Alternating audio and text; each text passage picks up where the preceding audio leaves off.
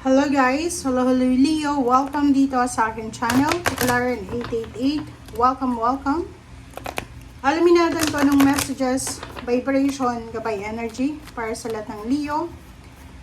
This is general reading, so pwede kang makaresonate. Gamitin mo ang iyong intuition sa panunood, Leo. Okay. Number 12 and number 13, magkasunod siya. So, ang first card mo, privileged lady, and then second is wealthy man. So, babae ka man or lalaki, Leo. Sinasabi ng baraha, this is number 3, this is number 4.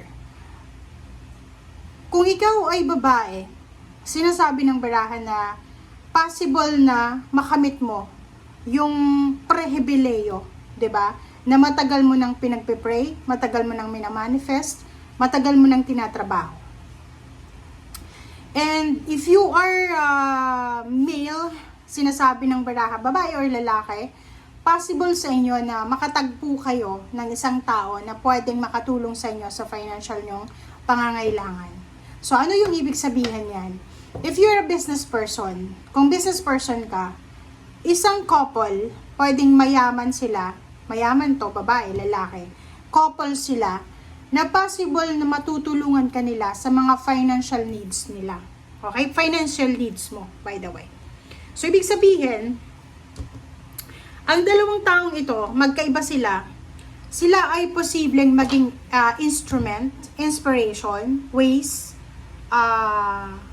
na makatulong talaga sa'yo para ma-manifest mo yung money. Kasi money yung focus mo sa linggong ito eh.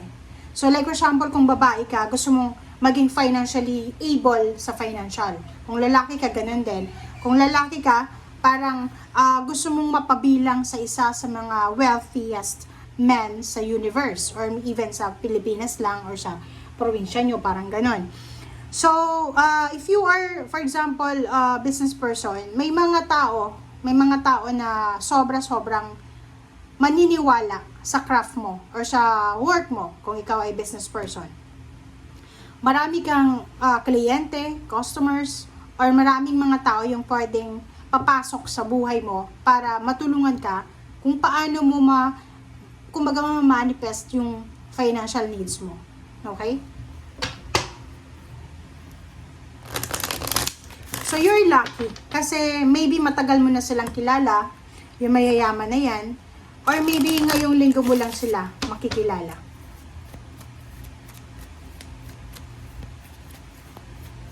Sobrang pera, itong sinasabi ng barahang to. Maybe hindi pa dumating sa linggong ito, but maraming pagkakataon na pwedeng dumating siya. Okay, diba? Mayroong kumbaga nakatago, kumbaga kung anong nangyayari sa iyo sa ngayon, Leo, financial, emotional, spiritual, kung anong nangyayari sa iyo sa ngayon, sinasabi ng baraha sa iyo na may nakatago, may hidden message na pwedeng ma-reveal sa iyo, maybe December or maybe next year of April. As long as na alam mo kung ano yung kagustuhan mo, as long as na alam mo kung ano yung ima-manifest mo sa mundo, lahat ng yan makukuha mo. Kumbaga, atong baraha mong nauna, sinasabi sa'yo, Leo, na everything happens for a reason, pero pwede mong gawing posible yung mga imposible. Siguro sa ngayon, may mga pinagdadaanan kayong mga financial problems, emotional problems, or any problems na related sa money, but huwag kang mag-alala kasi matatapos din yan. Okay? Sinasabi ng baraha dito na kung ilalagay ka na ng universe doon sa sitwasyon ng revelation, doon mo marirealize na, kaya pala nangyari yun sa akin kasi may rason. And you will feel freedom, you will feel free, and at the same time, magagawa mo kung ano yung gusto mong gawin. Diba? So, ganon, patience. Kailangan mo ng patience, kailangan maghintay, and huwag tayong magpadalos-dalos. Kasi, lalo kung ang minamanifest natin ay pagyaman, kailangan maging careful tayo sa mga steps na ginagawa natin. Huwag tayo maging aggressive and impulsive. Okay? Dahan-dahan lang.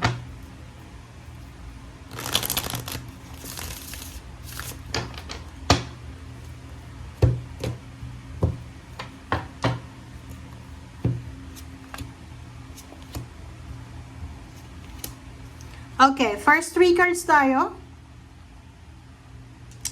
First three cards, 8 of Swords, Ace of Wands, and then 9 of Wands. So, nakikita ko sa'yo dito na pagod ka na, Leo, sa paulit-ulit regarding financial problems, emotional problems, issues, situation, parang ganon. And you're longing for Ace of Wands, 'di ba? You're longing for excitement naman eh, 'di ba? Tingnan mo 'to.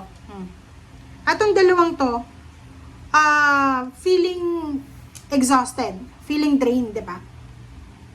Halimbawa, sa linggong ito, makaramdam ka ng sobra-sobrang restrictions or ano ba? Imprisonment, yung parang feeling mo marami kang gustong gawin pero wala kang pera. Marami kang like may Leo dito gustong magpatayo ng bahay pero wala siyang pera, wala siyang trabaho or wala siyang income. So, sinasabi ng bara sa'yo dito na sa linggong ito, makakaramdam ka Leo ng 8 of Swords and at the same time 9 of Wands. So, may iba sa inyo dito na medyo magiging aburido. Parang feeling desperate ka. Makakaramdam ka ng masama ang loob mo. Masama ang pakiramdam mo kasi yung expectation mo ay hindi nangyari. Parang ganon. And yung 9 of Wands dito, sinasabi ng bara sa'yo na dahil sa restrictions na yan, sobra-sobra kang makakaramdam ng pagod.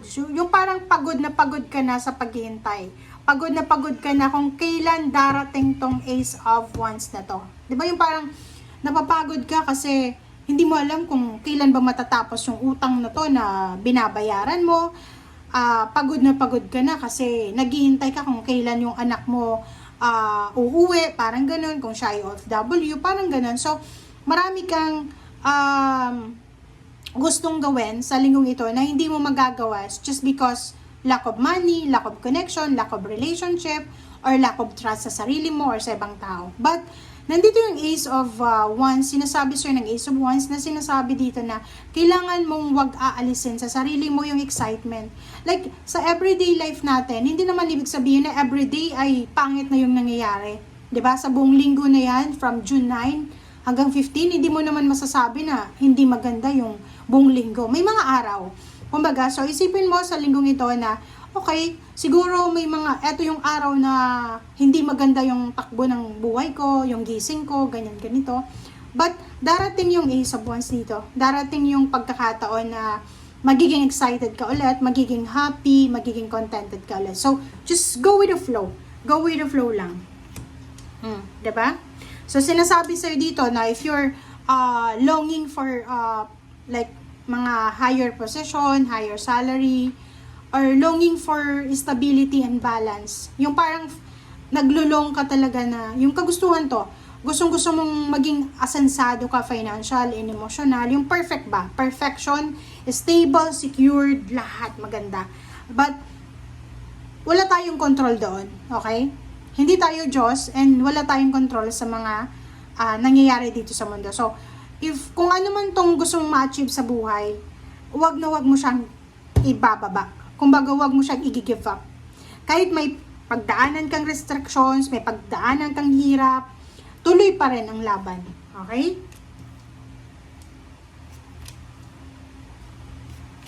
Leo.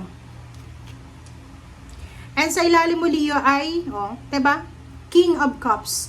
Sinasabi ng King of Cups na kailangan mong maging peaceful. Kailangan mong maging kalmado sa buhay mo, lalo na sa panahon ngayon na ang gulo ng mundo. So, kailangan mong manatiling kalmado habang ang mundo ay maingay. Okay? So, Two of Wands and King of Pentacles. Meron ditong choices and option.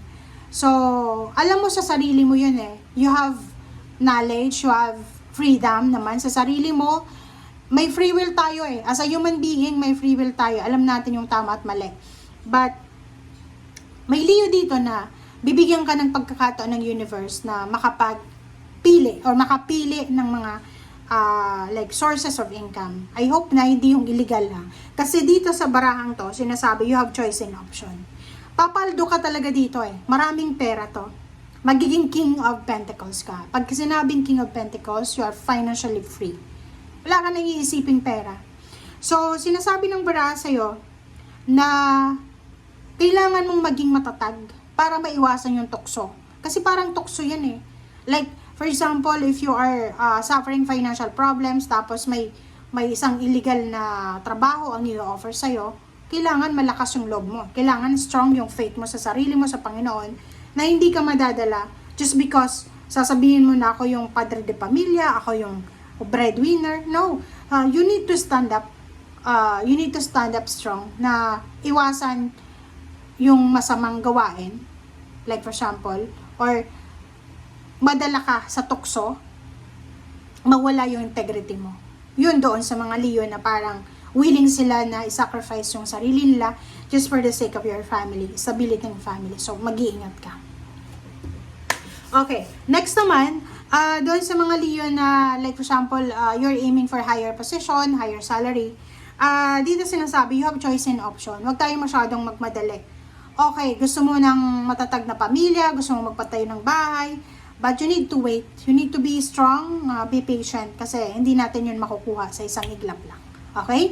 Thank you guys for watching. Bye!